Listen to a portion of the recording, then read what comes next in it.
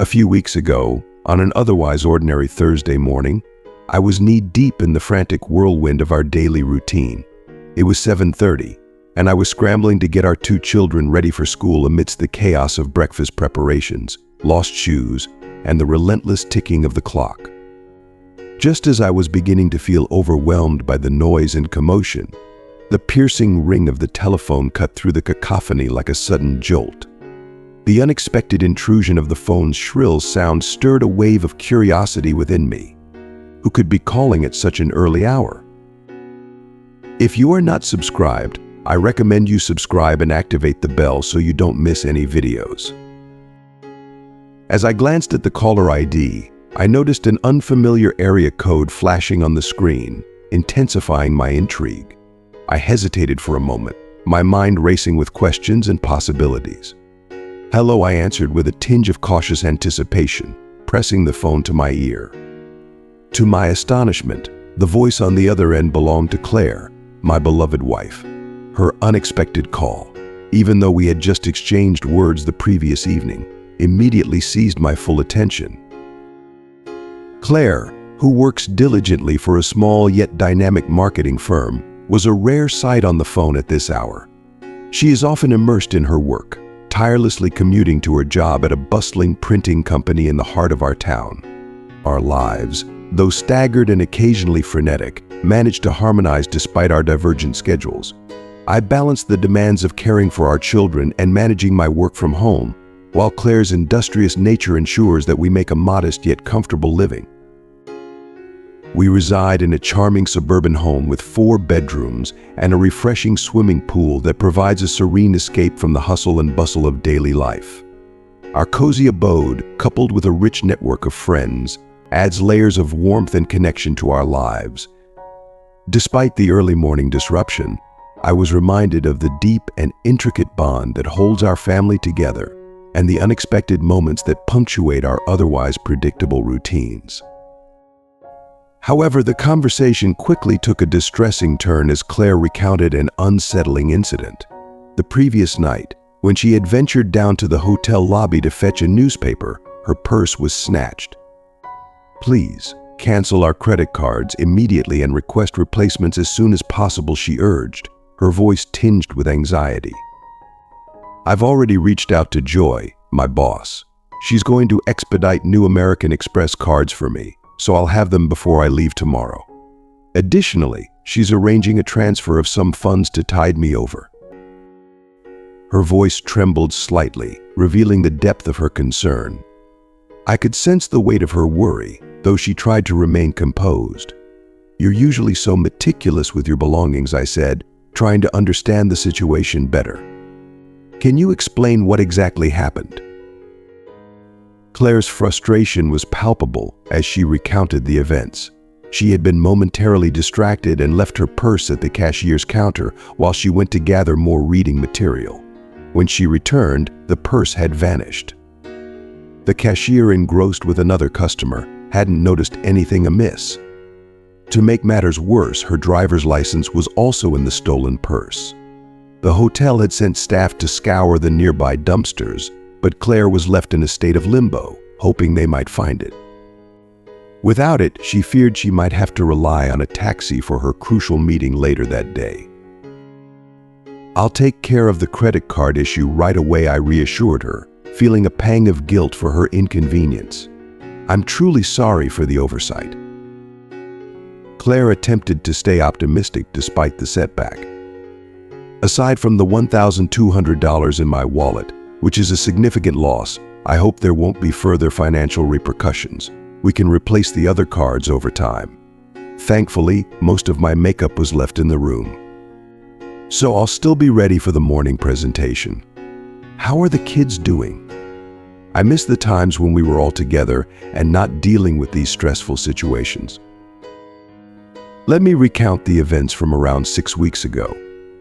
Fortunately, I managed to cancel the credit cards before any fraudulent charges could occur. Yet the missing wallet, which contained my driver's license and other personal items, remained elusive. I tried to set that issue aside as best as I could and continued with the routine of daily life. However, today brought a new revelation that I feel compelled to share. While reviewing some documents, I stumbled upon a statement from Claire's Fidelity account. This account is part of a separate investment fund she manages from the inheritance she received following the tragic accident that claimed her parents' lives a few years ago. I've always respected her privacy regarding this account, but in the process of searching for our home insurance policy, I found a folder with monthly statements from her account.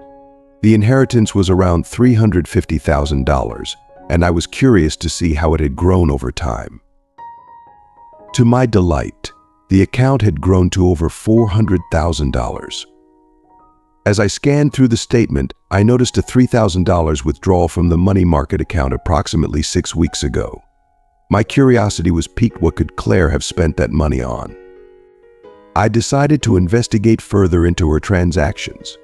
Much to my surprise, I discovered that she had written a substantial check to a local jewelry store just a few days after the incident with her stolen purse in the same city. This discovery left me with many questions. Claire had never mentioned buying anything from a jewelry store, and there was no discussion of gifts or purchases for anyone else. While she does have a brother, I couldn't fathom why he would need or receive such an expensive gift.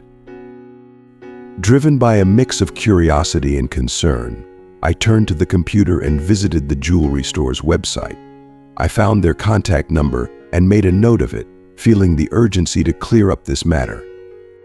I picked up the phone and dialed the store. A representative answered, and I introduced myself, explaining that I was inquiring about a recent transaction. I told her that we were having an issue with the purchase and needed to know if there was a store warranty or some resolution process. The representative began searching for the transaction details in her system and then asked about the nature of the problem with the rings. I was momentarily confused, wondering what ring she was referring to. This unexpected twist only deepened the mystery of Claire's recent purchase, leaving me eager to uncover more about what had transpired. Fortunately, the representative on the phone was quick to provide clarification. "Oh, I remember this situation well. When your wife came into our store, she was quite upset and explained that her wedding and engagement rings had been stolen along with her purse. She was looking to replace them, which was not an easy task, to facilitate the purchase. She initially used the company credit card as a guarantee and later sent us a check to settle the balance. Regarding the rings, our store offers a 90-day warranty for issues like this. Could it be that the diamond setting has become loose?" "This is quite confusing," I replied, struggling to piece together the new details. She spoke of replacing her rings, but she never mentioned losing them, only that her purse had been stolen. I needed a moment to absorb this unexpected information. "I'll need to discuss this with my wife before proceeding any further. I'll contact you once I have more clarity." After ending the call, I was left with a profound sense of confusion and unease. It was becoming increasingly clear that the rings should have been in her purse at the time of the theft. I couldn't fathom why she would have carried such valuable items in her purse if she had no intention of hiding her marital status from others. As far as I knew, there were no professional reasons that would necessitate concealing one's marital status. The thought that she might have wanted to appear single in certain social situations troubled me deeply. My mind was racing with unsettling possibilities. The mere suggestion that she might have considered an affair while away from home filled me with a profound sense of dread and nausea. The idea of such betrayal was overwhelming and shook me to my core. I felt as though I was standing on the precipice of a revelation that could shatter the trust and stability in our relationship, leaving me grappling with a storm of emotions and doubts. We had been married for 11 years, blessed with 2 wonderful children, Jeremy, who was 8, and Melissa, who was 6. To the outside world, our marriage appeared flawless, and our family seemed like the very embodiment of perfection. I had always believed our personal life was deeply fulfilling, or at least that was the image I had held dear. Claire's monthly trips, spanning 2 to 3 nights in various distant cities, had seemed like a normal part of our routine. However, If she had harbored any ulterior motives, those trips might have offered her a discreet opportunity for something more. The loss of her wedding and engagement rings had distressed her profoundly.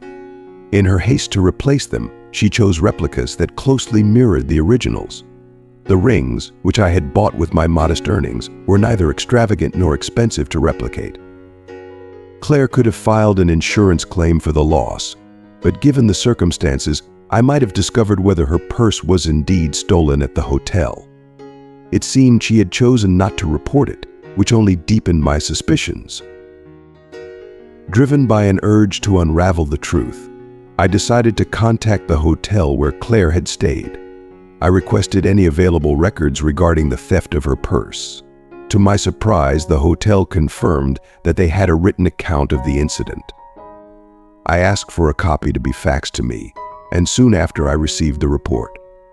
It was composed and signed by Claire herself. The statement detailed how Claire's purse had been stolen while she was dancing in the hotel ballroom. She had left it at her booth, only to find it missing upon her return. The report also noted her reluctance to involve the police, which was particularly striking. As I read through the document, a storm of thoughts surged through me, overwhelmed by the implications of what I had uncovered. Claire had not only concealed the truth about the stolen rings, but had also fabricated a story about the circumstances of their disappearance. While there could theoretically be an alternative explanation, my mind was besieged by unsettling thoughts and doubts. The significance of the missing rings seemed to be more than just a trivial issue. It was a piece of a larger puzzle that could reveal hidden truths. I realized that I needed to uncover the full story behind the loss of those rings. If I didn't, the unresolved questions and unsettling thoughts would persistently haunt me, threatening to drive me to the brink of madness. One thing was becoming increasingly clear: the rings must have been in Claire's purse when she was dancing with that unknown man. Weeks had passed since the incident, and with another trip on the horizon, I felt a growing urgency to uncover the details of her upcoming travel schedule. I needed to understand her evening activities outside our home more thoroughly. If there was any chance she was involved with other men, the loss of the rings might have been a catalyst for her to reevaluate her behavior. The thought of discovering her infidelity was devastating. It would almost certainly spell the end of our marriage, and I dreaded the impact it would have on our children.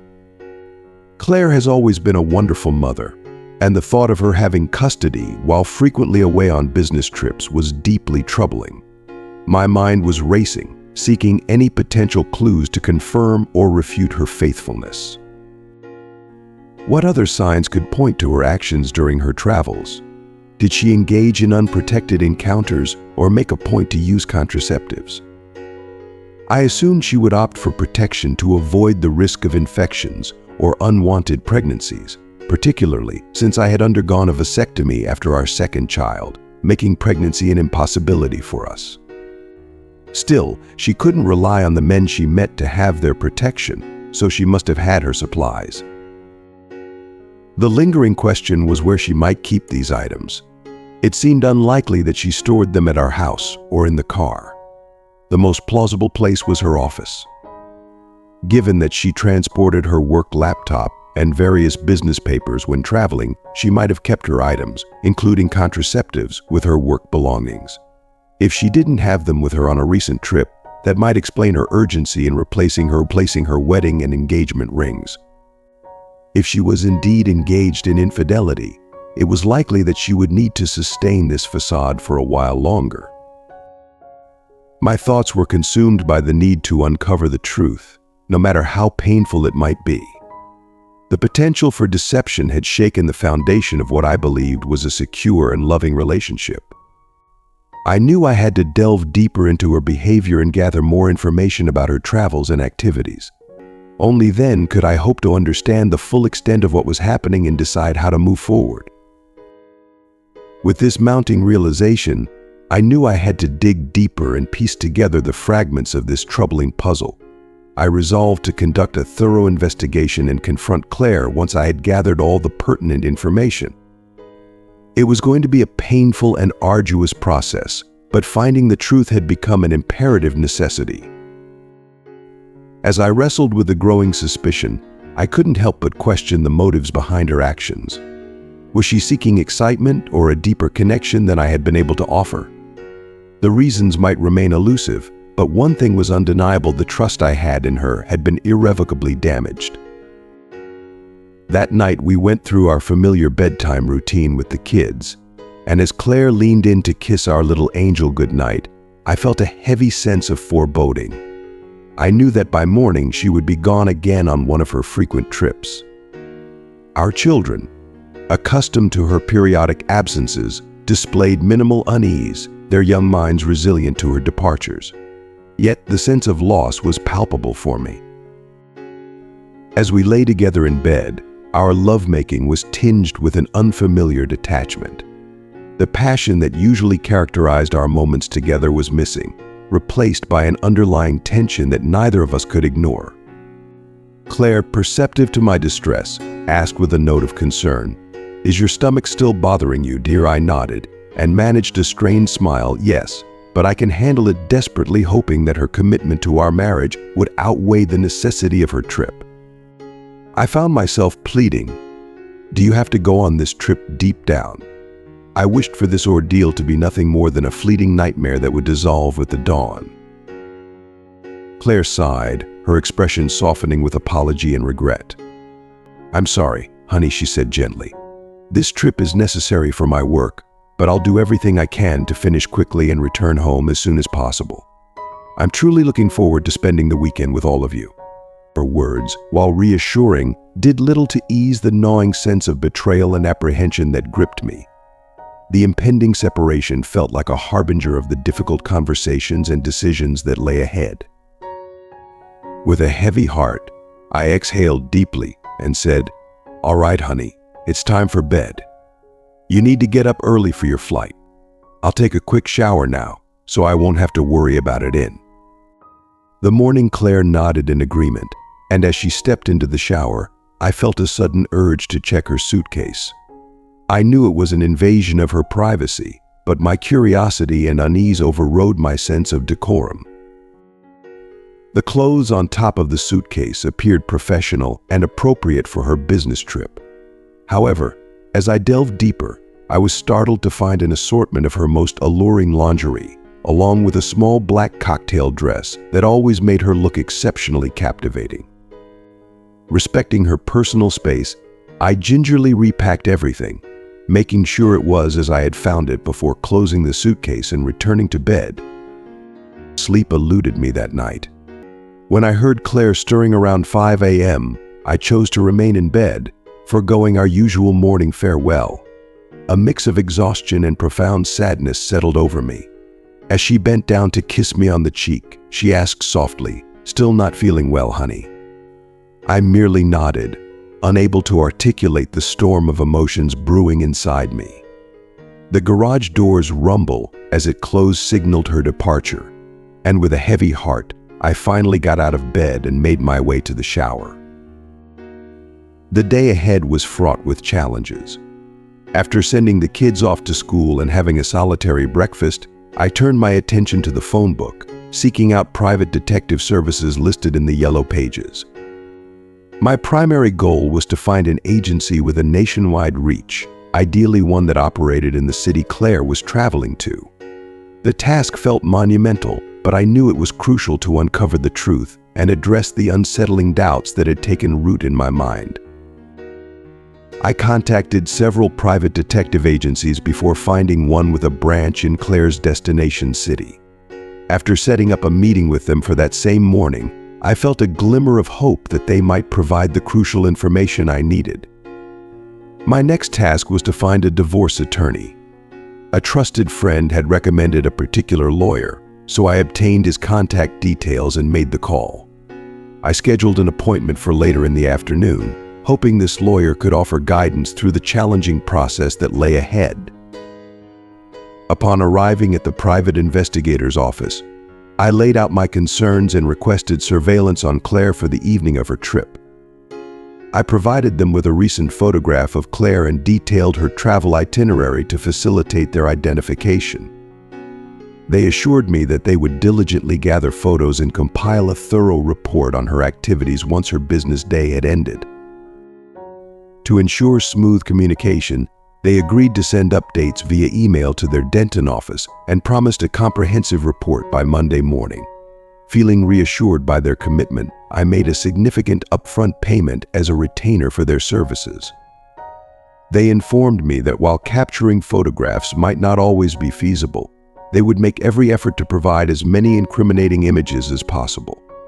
I accepted this arrangement, hoping it would be sufficient to uncover the truth. With these steps in motion, a mix of apprehension and determination settled over me. The road ahead was uncertain, but I knew that uncovering Claire's actions was the first step toward resolving the profound doubts that had emerged. As I left the private investigator's office, my mind raced with thoughts of what might be revealed and the impact it would have on our lives. My afternoon meeting with the divorce attorney went as planned. He outlined the no-fault divorce process in our state, which meant that assigning blame wasn't necessary. Given my role as the primary caregiver for our children, it was highly likely that I would be awarded custody. He stressed that Claire would be granted generous visitation rights, ensuring that she would remain an active part of their lives. Our assets would be divided equally, each of us receiving a 50% share.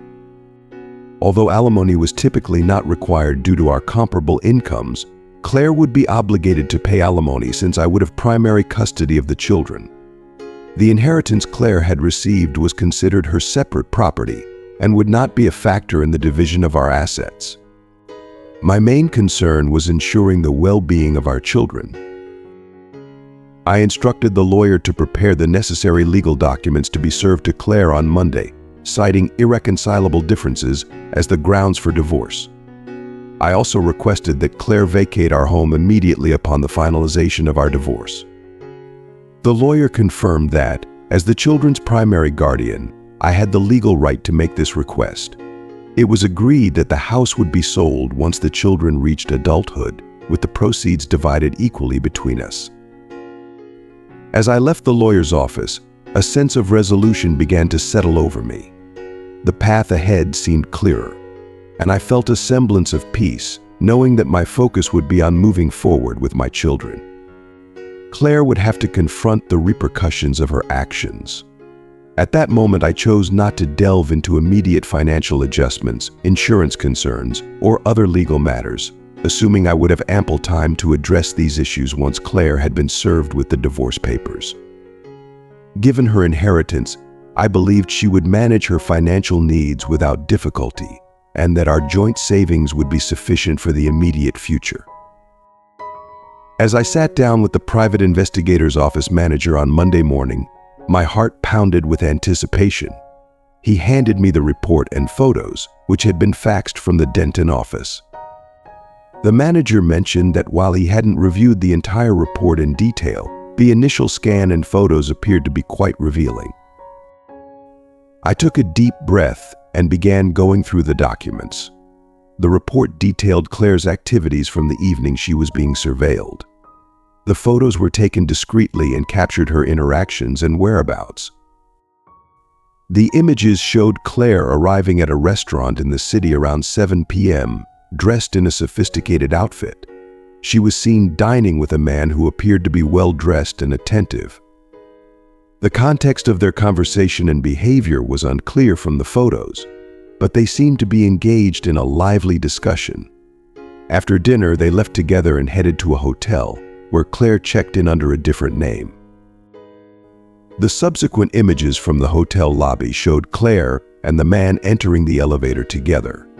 The photos from the following morning depicted them leaving the hotel separately. Claire's expression was a mix of contentment and nervousness. The report included timestamps and descriptions, highlighting the periods they spent together and any notable interactions. While the evidence suggested a significant level of intimacy and secrecy, it was not explicit in proving the exact nature of their relationship. After reviewing the report, I felt a mix of betrayal, sadness, and resolve. The evidence suggested that Claire was involved in a relationship with another man during her trips, supporting my fears about her possible infidelity.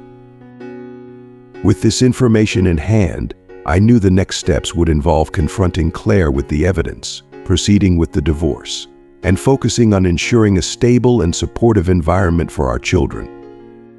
The realization of her actions had been devastating, but it was now crucial to handle the situation with as much clarity and strength as possible.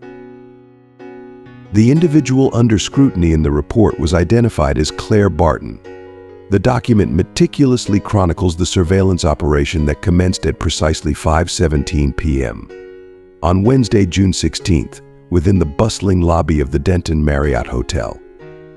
Claire Barton's identity was definitively confirmed by cross-referencing a photograph sourced from the Merville office, which vividly matched the woman in question.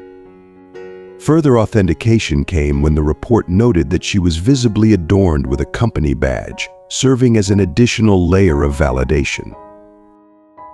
As the investigation unfolded, the report provided a detailed account of Claire Barton's movements throughout the evening. It revealed that she was carrying a briefcase as she entered the hotel's elevator, her steps tracked with unwavering precision. Accompanying her during this segment of the surveillance was a hotel staff member, who dutifully verified her arrival at room 414 at precisely 5:23 p.m.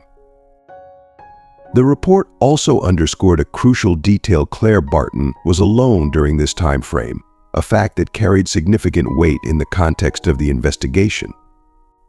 Additionally, the report included a photograph marked as Exhibit 1A, which captured Claire Barton in professional attire just before she entered the room.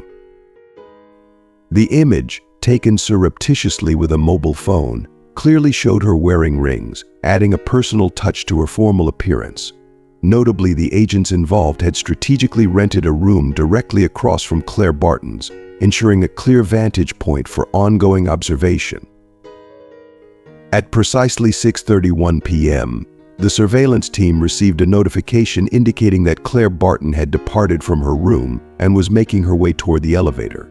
Just 1 minute later, at 6:32 p.m., Claire was observed exiting the elevator and entering the hotel's bustling lobby. The report meticulously documented her attire as detailed in Exhibit 1 billion. Upon review, Exhibit 1 billion revealed that Claire was dressed in an elegant black cocktail dress paired with chic high-heeled shoes. Notably, she wore a necklace, a personal gift I had given her to commemorate our 10th anniversary. However, the most striking detail was the conspicuous absence of her wedding rings on her left hand. The photograph clearly illustrated that she was not wearing them. The report further highlighted that the surveillance agents had secured a room directly opposite Claire's for optimal monitoring. The same timestamp of 6:32 p.m. reaffirmed Claire's appearance in the lobby, dressed as depicted in Exhibit 1 billion. The visual evidence from Exhibit 1 billion reaffirmed her sophisticated look in the small black cocktail dress and high heels. The necklace, a sentimental piece from our anniversary, was evident around her neck, but the missing wedding rings were glaringly noticeable, as confirmed by the photograph. The intensity of Claire's evening was captured vividly in the following images. Exhibit 1D portrayed Claire and an unidentified man in a deeply intimate moment, sharing a passionate kiss while seated in a booth. The photograph exuded a palpable connection between them, highlighting their emotional and physical closeness. At 8:51 p.m., the report recorded that the couple exited the restaurant together. They then proceeded to take the elevator to Claire's floor. Another crucial image, labeled Exhibit 1E, showcased Claire and the man entering her room, number 414. In this photograph, Claire appeared slightly tipsy yet unmistakably content with the evening's events. By 11:13 p.m., the man was seen leaving Claire's room and exiting the hotel, with the report confirming his departure. The final piece of evidence, Exhibit 1F, captured from a concealed camera in the elevator lobby, displayed Claire and the man in the elevator, once again sharing a fervent kiss. Significantly, The man was visibly wearing a wedding band, signaling his marital status. This final detail added a layer of complexity to the evening's events, underlining the intricate web of relationships involved. The report meticulously confirmed the timeline of Claire Barton's activities throughout the evening: her initial arrival in her room at 5:23 p.m., her departure at 6:31 p.m., her return to the room at 8:51 p.m., and her final departure at 11:13 p.m. Each timestamp was carefully documented, painting a detailed picture of Claire's movements. The evidence presented in the report unequivocally pointed to Claire's infidelity. The documented interactions and timestamps highlighted Claire's significant and sustained time spent with another man, suggesting a breach of our relationship. The substantial and compelling nature of the evidence left little room for doubt about the betrayal she had engaged in, underlining the gravity of the situation and the emotional impact of her actions. Thank you for joining us in exploring this detailed and emotional case. We've walked through a series of events, uncovering layers of complexity and insight into personal relationships and trust. Now we want to hear from you. What have you learned from this story? Reflect on one key takeaway that you plan to incorporate into your own life. Share your thoughts and lessons in the comments below. If you enjoyed this video, please leave your comment below. And don't forget to like, share, and subscribe to our YouTube channel for more content like this. Your support means the world to us.